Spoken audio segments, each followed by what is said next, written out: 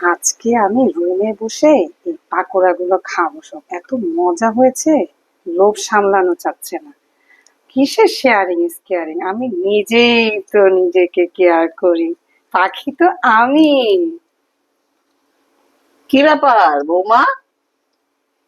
বড়া কম দেখছি, ফাঁকা ফাঁকা হয়ে গেছে। খেলো কে? আরো না কতগুলো ছিল। তুমি খেয়ে ফেলেছো?